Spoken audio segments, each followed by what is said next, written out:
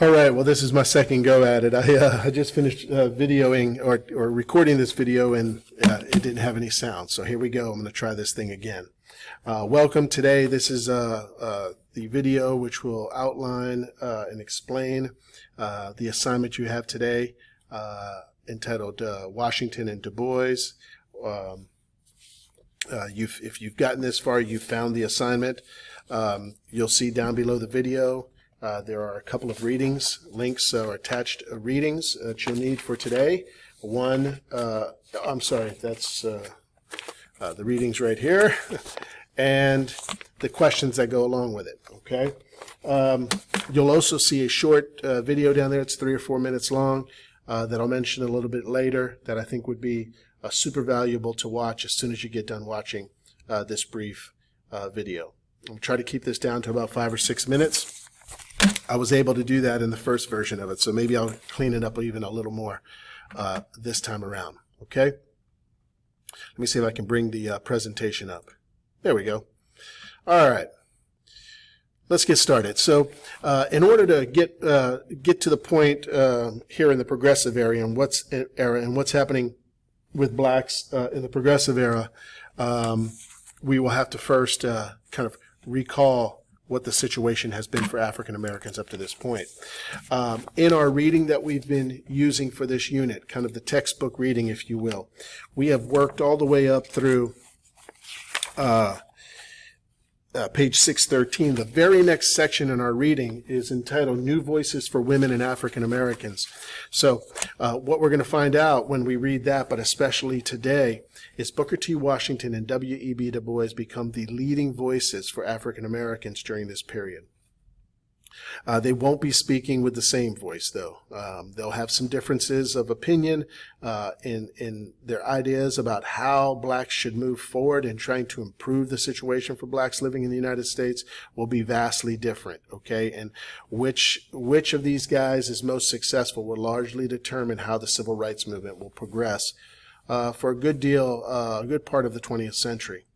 So let's talk about what's happened up to this point, right? So we had the Civil War. Slavery is in place in the South. Civil War ends, and we began the period of Reconstruction. So how were things for African Americans during Reconstruction? Well, we know we got the 13th, the 14th, and the 15th Amendments, right? We end slavery. Blacks are given citizenship and the right to vote. So we'll start to see African Americans elected to public office, entering all kinds of public life, especially including and especially in the South. So the period of Reconstruction is moving along relatively well for blacks in the United States. And then 1877 rolls around, and the Compromise of 1877 brings Reconstruction to an abrupt halt. And then we enter the period of Jim Crow, as we call it, which is a period where blacks will be, the rights that blacks have attained through Reconstruction and through those 3 Civil War amendments, lots of those will be stripped away by state laws prohibiting blacks or limiting blacks' rights to vote, to travel. Where they can work will be limited, where they can go to school. Segregation becomes the rule, not just in the South, but in most of the country. And so for the whole period following Reconstruction, really all the way up, fast forwarding into the 1960s and early 70s, blacks will be continually struggling to kind of regain some of those rights that they lost with the end of Reconstruction. And now we have the progressive era where all kinds of reforms are taking place, political reforms, industrial reforms, all of these different things we've been talking about. Women will get the right to vote. African Americans will certainly be pushing forward with reforms in the area of civil rights and African American rights. And so these two gentlemen, Booker T. Washington and W.E.B. Du Bois, will emerge as the two leaders in this area. Booker T. Washington, just a little bit about him. He is a former slave. Well, he was born into slavery. When the Civil War ends, I think he's around 9 years old. He will attend a school that's called the Hampton Institute, which is a school that is created during Reconstruction to help blacks adjust to freedom. It teaches a lot of skills that will allow blacks to get jobs. and then he will continue to further his education, become very educated man. He'll found the Tuskegee Institute in Alabama, and his resume is pretty impressive all the way up to this point. He will eventually give this speech that we will take a look at a piece of. In fact, he writes a famous book called Up from Slavery, but the excerpt or the reading we're going to do today is a piece of a speech he gave in Atlanta, which comes to be known as the Atlanta Compromise speech, and it will kind of lay out his position as to what he thinks would be best for African Americans moving forward.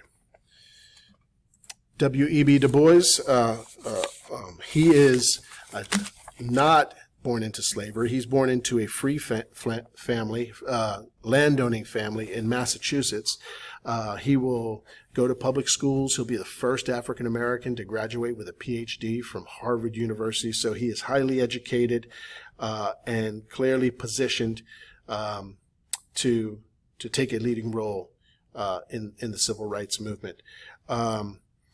For Booker T. Washington, he'll believe that blacks should focus on hard work, on being successful in their personal and professional lives, and that in doing so, they will eventually gain the respect of whites and hopefully start to be viewed as equals by whites in the future. A much more gradual approach than W.E.B. Du Bois, who's talking about blacks focusing on gaining their civil rights immediately, right, through legislation.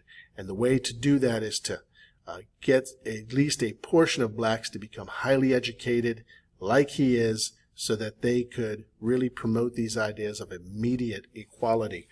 So these are two really different ideas, and I think you'll learn, or you'll gain an appreciation for that as you begin to do the readings. As I mentioned before, there's a brief video linked down below.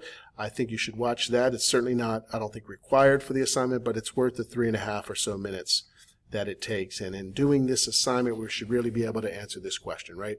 How do the philosophies of Washington and Du Bois compare? How are they similar? How are they different? And which one do you think is most successful at pushing forward their ideas and their plans for how blacks should move forward in trying to improve their situation?